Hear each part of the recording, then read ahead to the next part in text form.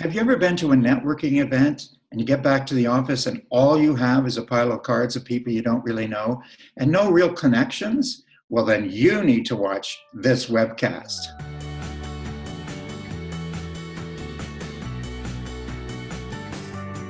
So, Bruce, what are we going to be talking about today? We're going to have 3 networking tips. We're going to be talking about 3 different ways that you can maximize all of your networking. Make sure it's really working for you. Tip number 1, the thing I tell my clients in my coaching practice always is, make sure you vet the event before you go.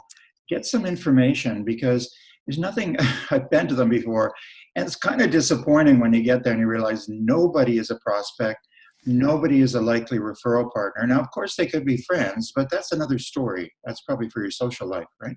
Right, But right. it is a business connection, and it's a business strategy within your marketing strategy to network. So what I suggest is find out as much as possible as you can about through the website of the event. Find out who's going, and if it's not evident, go ahead and feel free to connect to the organizer, and in which case it would be Peter for the one we're going to talk about later, the local Toronto one, and ask them what kind of people are going to be there. You can even ask, you tell them your ideal client and vet it properly. You might also, if a friend of yours has been to one, say, that's great, I'd like to go, but what kind of people show up there? Yeah, they're asking. I will ask if I go to an event for the first time, I'll ask other attendees, have you been to this before? What did you think? Get the feedback from the other people that are there. Right. So what you want to do is maximize your time.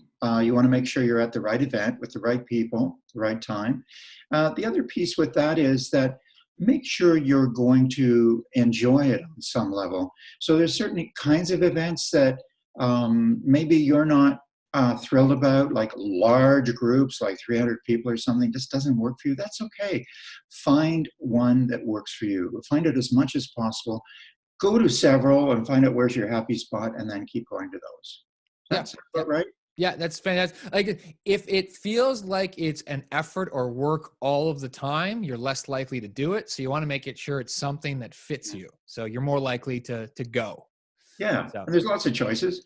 So on that note, Yes. My big tip is to have an elevator pitch, to have something in 30 or 60 seconds that describes what it is you do and the type of person you're looking for.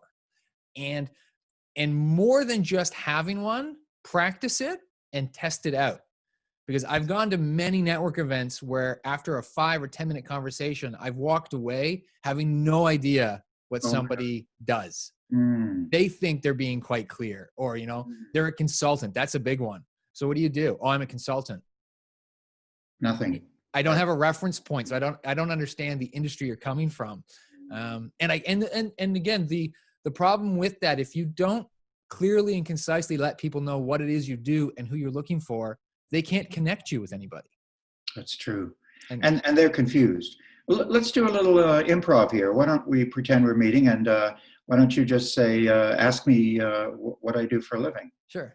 Hello, I'm Bruce. Nice hey, Bruce, I'm Peter. So can I ask, what do you do for a living? Well, I help small business owners land more of the right clients. I'm a coach in marketing and sales. Perfect. Now, would you have another question? if I'm interested, I'll ask more questions. Oh, you're going to help me have more clients. All right. And then we can go on from there. Yeah, absolutely. The other way to continue the value proposition, as I call it, or the pitch, is to say a really short 30-second story that illustrates what it is you do from the client's point of view, right? I call it a STAR story: situation, task, action, result. So it's a short little intriguing story, which is a success story. And they go, oh, I get it. And then sometimes they say, I want to be that person in the story. Exactly. Then you got them, right? Yeah. It's that, give them your elevator pitch and then gauge their interest. Don't just blah at them. And also ask for theirs, right? Yes. So make sure that you take an interest in them. Don't let them be the journalist and keep asking you questions and that it's your show. Make sure that there's some sort of a parity there, mutuality kindness, generosity, all that sort of stuff. I was gonna say, speaking of asking for things, I believe you had a third point. Good segue. I would say we're talking about business cards. Now, this is a controversial one. You may not agree with me here, Peter. My rule of thumb is never give a card unless it's asked for. I find that if I go to a networking event and I've talked to somebody for 2 minutes or 3 minutes, we've exchanged, and we've had a little chit chat, and they thrust their card in front of me, even if they do it the proper, here's the proper way, apparently, the Japanese way, which is you present it so they can read it. Just print it into my card. Okay. I'm going to get a card. Well, I'll get this little pad here. So pretend this is the top of the business card. So you present it to them like this. Oh, Not in I their didn't face, realize that. just like that. So they read it right away. They look down, they go, oh, it's right there.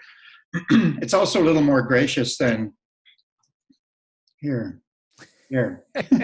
Anyway, that's a little bit of etiquette, but what do you think about that, Peter? Do you think wait till you're asked? Yes, absolutely. Because I've got a stack of business cards that I've put into a little box that I just don't look at. That's the reality of it. People give it to me. Unsolicited, I guess. You call them unsolicited. It's wasteful of both physical paper and of time. If I know I have no connection to somebody, I'm never going to be able to help them, and I'm never going to have any need for them, I don't ask for a business card. That said, I do ask for business cards for people that I think I can help. Right. Maybe we should talk about that at our next networking event, just as one of the tips we share at the event, because you're all there and you've got your cards, right? So I think it's also a bit arrogant to just say, here, give me a call sometime. Yeah. Like, have your person call my person, right? So you want to be down to earth, and you also have to set your expectations correctly. Not everybody you meet at a networking event is going to be a good fit. So be prepared for that and enjoy the conversation anyway. You might find out about a really cool place to go up north in the summer that you never knew about from this person just by having a quick chat with them. Yeah. Or they might come from a foreign country that you've never been to, and it'll be fascinating for a few minutes, right? So, which actually brings us to our final thing, the networking event that I hold. Tell us about it, Peter. As you say, you've become a regular at it. I presume you enjoy going. I love it. You know why I love it? Because it's structured. Yes, and that's why I started it. I've been to enough networking events where you just walk in and you're left to start the conversation yourself. And, as an extrovert, I don't have a problem with doing that most of the time. But there are some times, it's been a long week and I'm tired and it just takes so much energy. And the appeal between this format, the authentic networking format, is that we sit down in small groups. So there could be 30 or 40 people at the event, but you sit down at a table of 5 or 6 people and you're given a menu of questions. And then everybody at the table has a turn answering for about 2 minutes, whichever question appeals to them. And it tends to spark a conversation. And we always start with something personal, like what's your favorite food, or where do you like to travel, or where's the happiest place that you've been to? Something that isn't business related, just so people at the table get a feel for who you are and you get a feel for who they are. And you make that authentic connection with people. So that's kind of the mandate for the group. Yes, it's a business thing. Yes, we want people to grow their businesses and find clients and find referral partners. But more than anything, we want to have a sense of community. So that way, it's not just about getting a client. It's also about getting help. We can learn a lot from other business owners. No, it's great. And when is that held? As the second Tuesday of every month? The first Tuesday?